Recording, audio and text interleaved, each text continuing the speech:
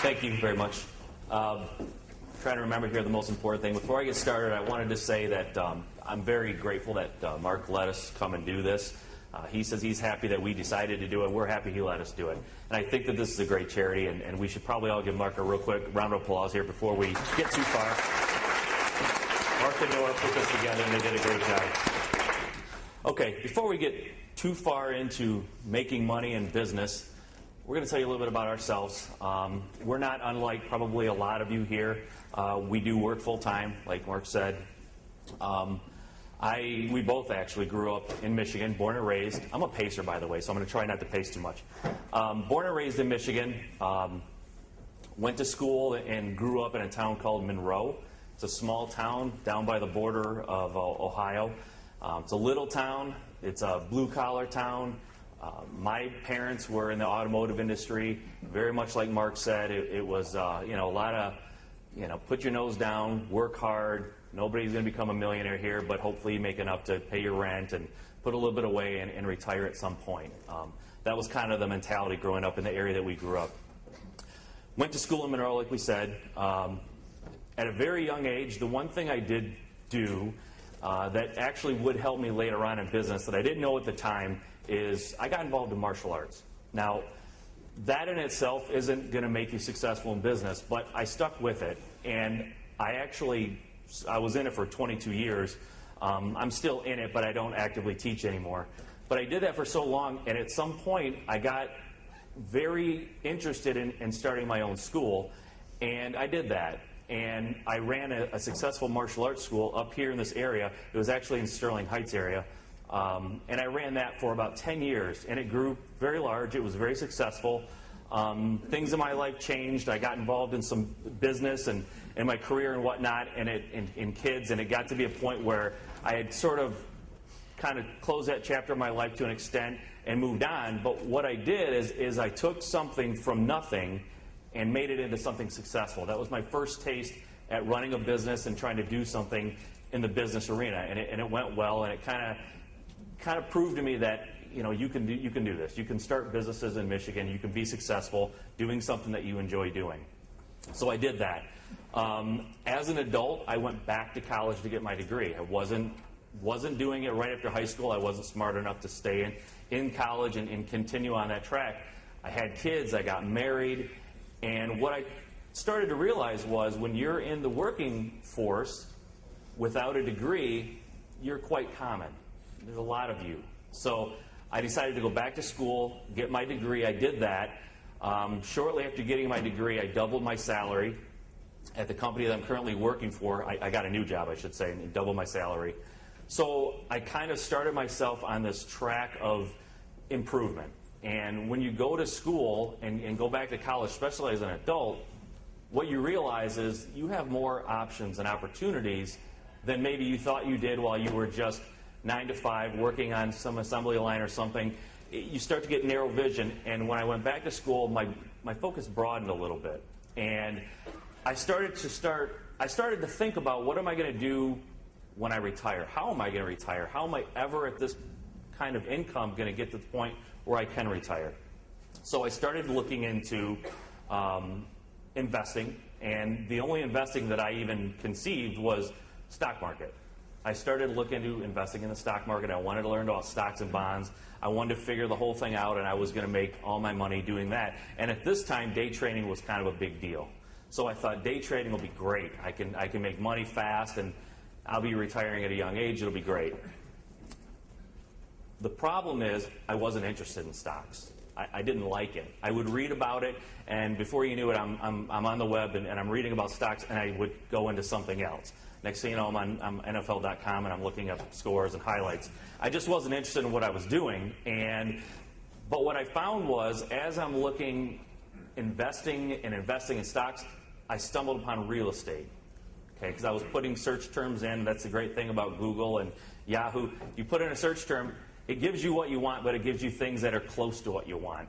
And real estate investing looked interesting, so I started reading about that. That excited me. I wasn't going to NFL.com. I wasn't going to all the other places. I was sticking with real estate and learning about it. And I got very, very excited about it, and I just became a sponge. I bought books. I went to seminars, and Unfortunately, I got so into it that I kind of got into that realm that a lot of people get into where they really get good at researching something, but they don't really do a great job at doing it. You research to the point that you have so many options and so many things in your head that you could do that you sort of freeze and you don't do anything. And then as a way to kind of fill the void, you go and get another book or you go to another seminar. Books and seminars are fantastic. You should always be educating yourself, but don't do it as a replacement for actually doing what it is you're researching. You need to go out and do it. So that's kind of how I got involved. Researching and looking into it, I introduced the concept to Nanette, got her a little into it. She got very excited about it. We sort of recognized it as something that we could do together and be very successful at doing. So before I go any farther, I'm going to let Nanette introduce herself, and she's going to talk a little bit about our business. Thank you. My name is Nanette Simmons, and I'm very happy to be here today.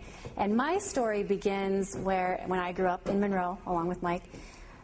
My family was very poor, and my dad made $8 an hour supporting a family of 5. And needless to say, things were tight, and I was constantly reminded that we didn't have money. When I would ask for things, my mom would say, what do you think? Money grows on trees? My dad would say constantly to me, well, maybe if you didn't hang out with those rich girls, then you wouldn't know what you're missing. So, I had these constant messages of, we don't have anything and don't expect anything. And I remember standing in the free and reduced lunch line at school, and every week it was a pit in my stomach that, I hope no one notices that I'm in this lunch line. I hope no one asks me if I'm poor. I just want to blend into the background. And I remember telling myself, I'm not going to live the rest of my life like this. I'm not going to make my kids go through this either. And so if you fast forward, I went to college, I went to Eastern Michigan, became a teacher. Notably, not the highest paying profession out there, but I became a teacher. And then, like Mike said, he introduced me to real estate investing, and he definitely piqued my interest. So we did a little research. We took a class put on by Mark Islal. And at that moment, I knew, I saw the fire in Mike's eyes, and I could just feel it inside that this is definitely something we can do. I just knew we will be successful doing this. And from there, we started flipping a few houses, sold a couple, and we're still a work in progress, but that's basically our story where we are now. And with that, I'd like to show you some before and after pictures of some of our flips. And here, hopefully you can see this. Hopefully the lights aren't too high that it's washing out the pictures. But on the left-hand side is the before, and obviously the right-hand side is the after. And you can just see that the linoleum looked horrible. We put wood floors down, repainted, just brightened up and warmed up the space. Same room. You can see the sink in the before picture. It just looked great when it was finished. We had a lot of compliments on it. This wasn't supposed to be in the picture. You can see the dumpster still in the picture in the after. Okay, this is the kitchen, and obviously I don't need to point everything out to you, but the nice thing that we gave a lot more cabinets. Even before, it was just one little line of cabinetry. And, nice new backsplash. And the nice thing, go ahead, Mike, you can flip to the next one. It's the same kitchen here, but the cabinets, we got a referral from one of our real estate investor friends, and he said, this company is fantastic, they'll give you a great deal, but one glitch is you have to order really early, 5 to 6 weeks in advance. So as soon as we closed on the house, we had to put the order in for the cabinets so they'd be ready when we were. Here's the bathroom. Really, we didn't have to do very much for the bathroom, and our philosophy is, if it isn't broken, why fix it? Just use what's there, save the money where you can. And so really the only major thing we had to do was replace the countertop of the vanity. You can see in the top picture up there that someone took a sledgehammer to that nice countertop. So we replaced the countertop, did a little light staging with towels and flowers and candles, and that room was done. We had a lot of compliments on it without doing any work. This is just minor landscaping that we did just to brighten it up. We have some curb appeal. We took the lava rocks out, put some mulch and flowers in. This is a deal that we did with some deal partners. And you can see that we, again, got new cabinets, countertops, backsplash. And we also, I don't know if you saw it from the last picture, but we did do appliances in this house. The last one we didn't, and it sold no problem. And so we thought, well, let's just see if this helps it sell better. So it was just one of those things that we were testing out. Here's the bathroom. Again, not much work needed to be done. We did some tile work on the floor, kept the tile work in the bathtub area, new vanity and mirror. This area was interesting for us. You can see in the top picture that there were, and if Mike, if you can point to it, the counter over there was an awkward shape, and it was hard to find a replacement, but it was very ugly. And so we brainstormed, what can we do with this area? We worked with our contractor, and between the group of us, we came up with this idea that we should just put a little counter in here, and we can use that as a little breakfast nook. The kids can do homework there. So it worked out really well and pretty cheaply. This is just the view from the living room into the kitchen. You can see the peek-through wall. Okay, so we learned some lessons doing our first flip.